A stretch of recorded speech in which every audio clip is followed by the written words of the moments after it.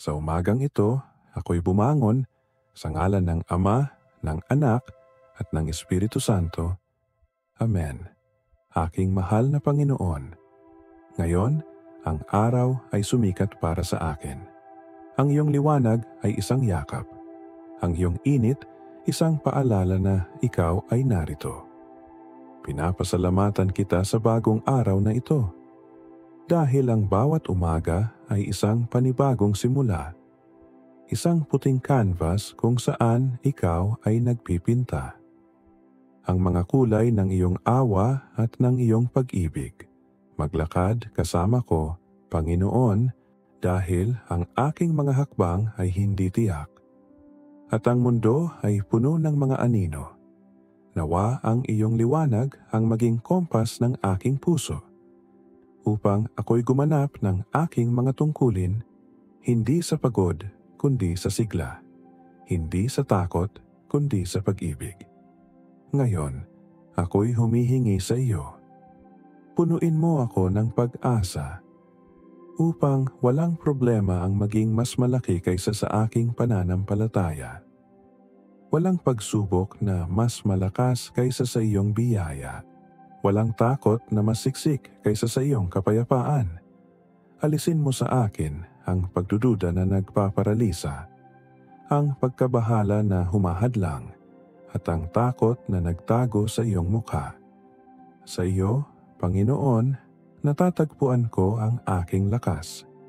Sa iyo, ang aking pag-asa ay muling nabubuhay.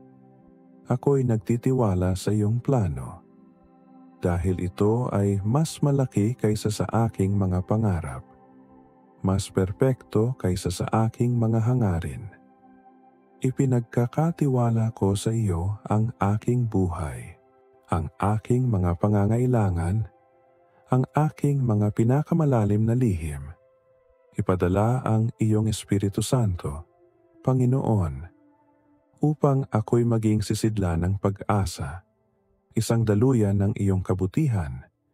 Bigyan mo ako ng karunungan upang kumilos ng may katarungan, at ng kababaang loob upang kilalanin na wala ka. Ako'y wala. Gawin mo akong instrumento ng iyong kapayapaan, upang ang aking mga salita ay maging balsamo, at ang aking mga gawa, mga binhi ng kagalakan. Pagpalain mo ang aking pamilya, ang aking mga kaibigan, at lahat ng mga daraan sa aking landas ngayon. Nawa ang iyong pag-ibig ay maghari sa bawat kilos, sa bawat tingin, sa bawat katahimikan.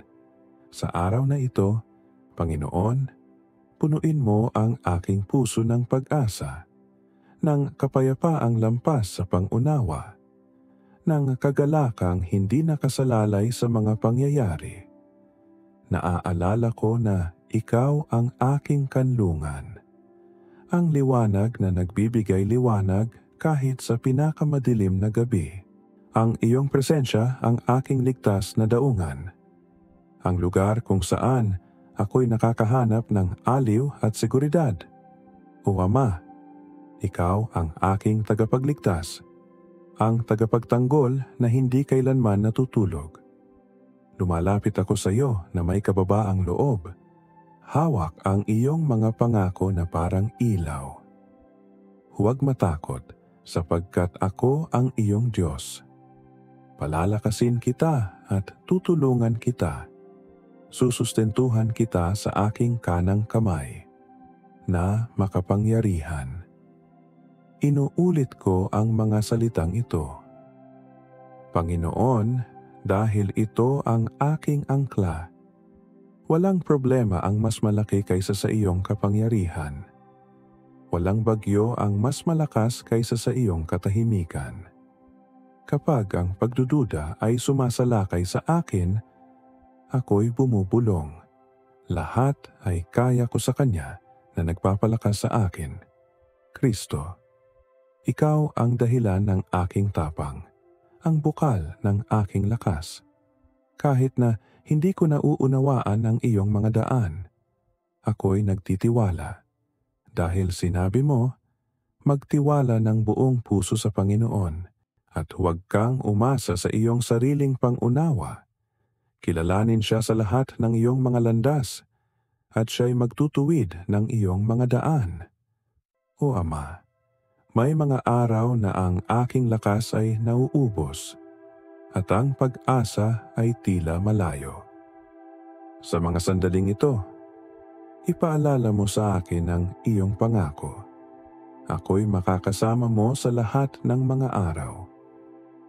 Hayaan mo akong maramdaman ang iyong pag-ibig, ang iyong pag-aalaga, ang iyong yakap na nagpapakalma sa kaluluwa. Ipinagkakatiwala ko sa iyo ang aking mga takot, ang aking mga pagkabahala, ang aking mga pagdududa. Punuin mo ako ng iyong kapayapaan, ng katahimikan na tanging ikaw lamang ang makapagbibigay.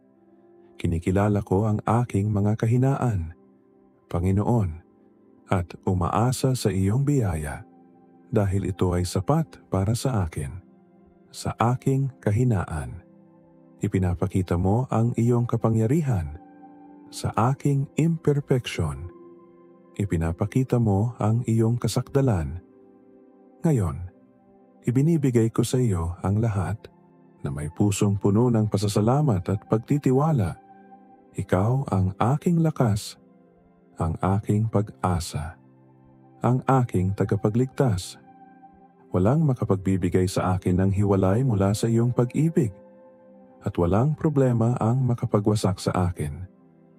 Dahil ikaw ay kasama ko, hinihiling ko ang lahat ng ito sa makapangyarihang pangalan ni Jesus at kasama ang Espiritu Santo. Amen.